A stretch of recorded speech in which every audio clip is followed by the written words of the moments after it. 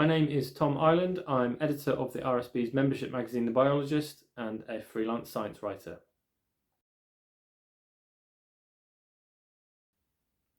As editor, I'm responsible for finding and creating all the content for both the printed and online versions of the magazine.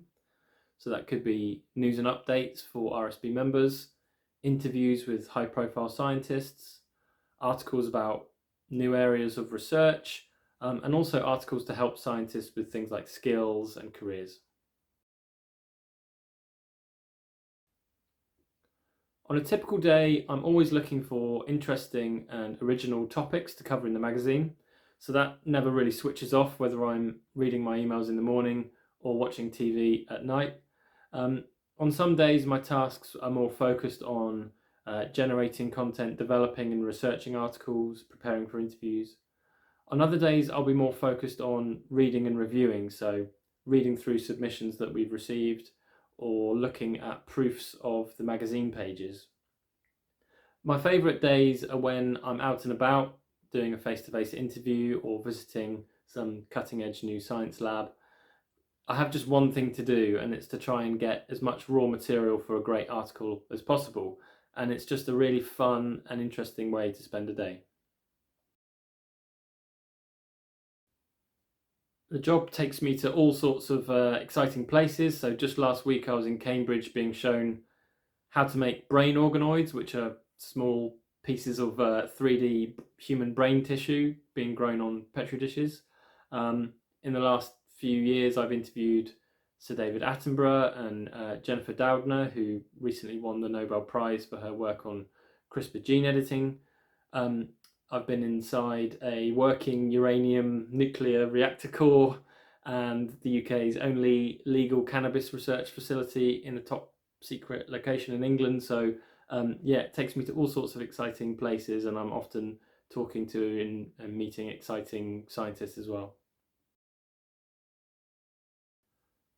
My career path, I guess, started by taking science and English A-levels. Then during the second year of my microbiology degree, I realised it was the breadth of biology that really interested and excited me. I didn't want to specialise and study narrower and narrower topics. So I extended my degree into a general biology degree. Then I took a postgraduate course in magazine journalism, which got me my first writing job on a medical news service for doctors.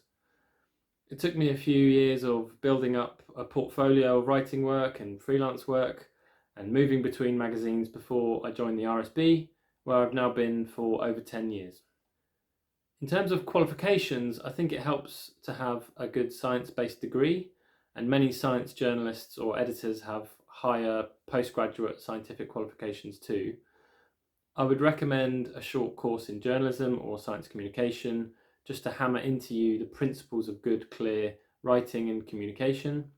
But one of the strange things about journalism is that actually if you can produce great stories that stand up to scrutiny and that readers love, no editor is actually going to care what qualifications you have. If I could give some guidance to my 15-year-old self, I guess I'd assure him that you don't necessarily need to aim for a specific job at that age. There are all these roles out there that you just don't know about or that are emerging all the time.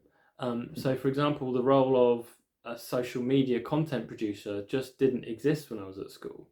So I would say just study and enjoy the things that really interest you.